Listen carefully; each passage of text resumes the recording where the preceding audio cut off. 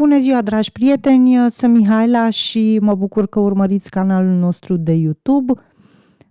Ne-am gândit să împărtășim cu voi din experiența noastră de peste 20 de ani în domeniul bancar, așa că am pregătit o serie de informații legate de un subiect la modă, să spunem, respectiv creditul bancar.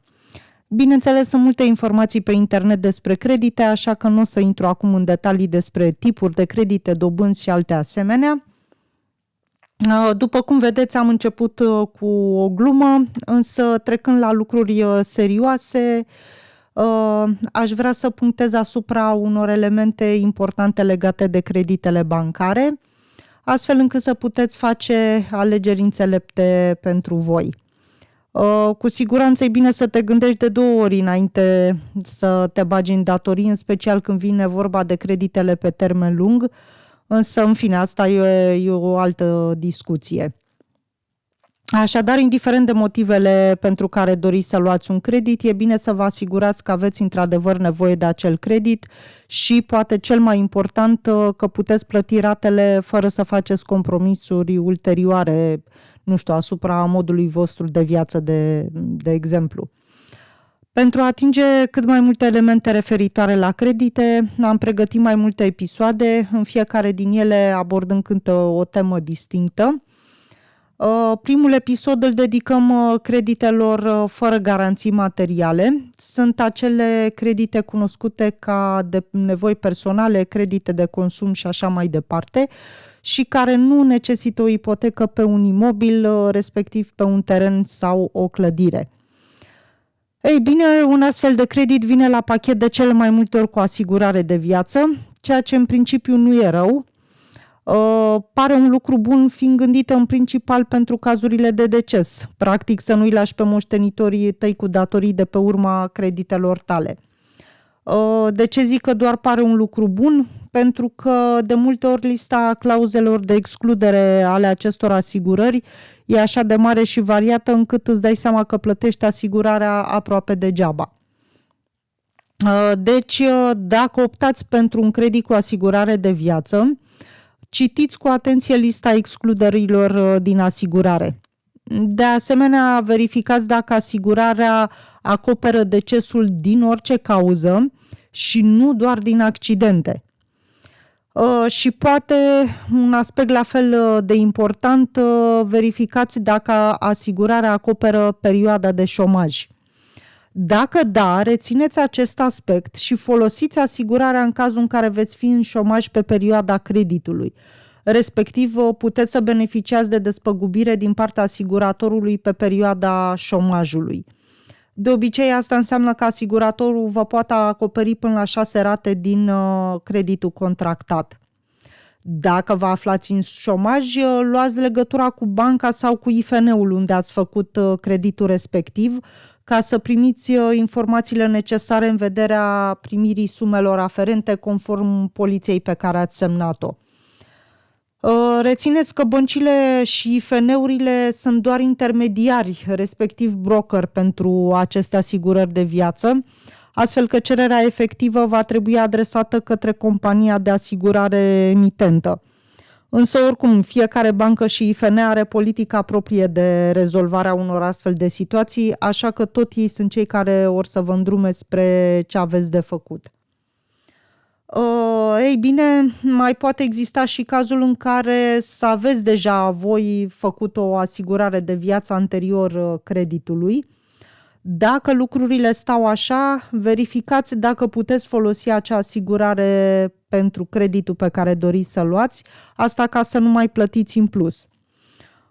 Oricum, e bine să știți că în general băncile și IFN-urile negociază cu societățile de asigurări prime mai avantajoase decât poate obține o persoană fizică separat pentru un produs similar. Un alt aspect important de urmărit, verificați dacă valoarea asigurării este scăzută din suma creditului, respectiv dacă asigurarea este calculată pe toată perioada creditului. Poate vă întrebați ce-i rău cu asta. Păi, haideți să vedem împreună 3 aspecte. Deci, dacă valoarea asigurării se scade din suma creditului, asta înseamnă că voi veți folosi efectiv o sumă mai mică decât cea aprobată și pentru că banca, respectiv IFN-ul, vă finanțează asigurarea, o să plătiți dobânzi inclusiv pentru acea asigurare pe toată durata creditului. Iar asta poate că nu v-ar spune mare lucru dacă nu ați afla și de aspectul 2, respectiv că valoarea asigurării se reține la începutul creditului, însă pe toată durata creditului. În cazul în care doriți să rambursați anticipat creditul, banca, respectiv IFN-ul, nu o să vă restituie automat diferența aferentă sumei plătite în avans ca asigurare de viață. Dacă vreți să vă recuperați banii și de pe asigurare, asta bineînțeles procentual cu perioada rămasă până la sfârșitul creditului, trebuie să menționați expres în cererea de rambursare anticipată a creditului că doriți să vă recuperați și diferența de bani din asigurarea plătită în avans, pentru că ea nu mai are obiect dacă ați rambursat creditul. Practic, ca să fie mai pe înțelesul tuturor, am pregătit aici un exemplu. Deci să spunem că ai luat 18.000 de lei, iar, să spunem pe o perioadă de 5 ani, 3.000 de lei reprezintă asigurarea de viață și încă 400 de lei comisioane. Practic, din cei 18.000 aprobați, tu folosești efectiv din credit 14.600, însă dobânzile le vei plăti pentru toți cei 18.000 de lei. Ei bine, să spunem că după 4 ani te decizi că vrei să rambursezi în avans creditul. Cum tu ai plătit asigurarea de viață pe cei 5 ani, banca, respectiv IFN-ul, ar trebui să-ți restituie suma aferentă ultimului an, însă nu întotdeauna se întâmplă acest lucru automat, așa că nu uita ca împreună cu cererea de rambursare anticipată a creditului să soliciți băncii, respectiv IFN-ului, să-ți restituie și suma aferentă asigurării de viață pentru perioada rămasă până la finalul perioadei de creditare. De ce menționez acest aspect? Pentru că sumele aferente acestor asigurări pot ajunge și până la 20% din valoarea creditului, astfel că nu sunt sume de neglijat. Deci, o să vă rog să rețineți că veți plăti dobânzi pe toată durata creditului pentru orice sume pe care banca, respectiv IFN-ul, le deduce din suma aprobată a creditului. Deci, comisioane, asigurări, absolut orice. Astfel, dacă puteți, alegeți să plătiți din buzunar comisioanele, asigurările și alte asemenea ca să nu fiți nevoiți să plătiți dobânzi aiurea.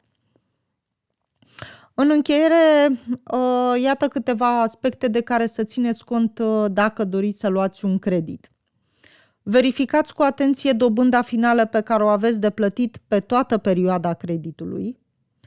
Plătiți separat asigurările și comisioanele inițiale pentru ca ele să nu fie incluse în valoarea creditului. Solicitați absolut orice informație pe care o considerați necesară ca să luați decizia cea mai bună pentru voi. În opinia mea, relația bancă-client ar trebui să fie una de încredere și respect reciproc. Totuși nu uitați că aveți drepturi și în cazul în care considerați că ele sunt încălcate, vă puteți adresa întotdeauna autorităților competente pentru rezolvarea lor.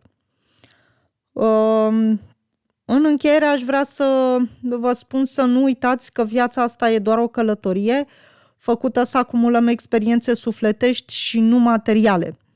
Așa că nu vă atașați de lucruri și nu vă îndatorați mai mult decât puteți duce, indiferent de oferte și tentații. Dacă apreciați că v-a fost de folos acest material, nu uitați să dați un like, iar dacă aveți întrebări, vă rog să le scrieți în rubrica de comentarii și vă voi răspunde în cel mai scurt timp posibil. Vă așteptăm în continuare pe canalul nostru de YouTube cu multe alte informații utile, iar dacă doriți să fiți la curent cu ele, nu uitați să vă abonați.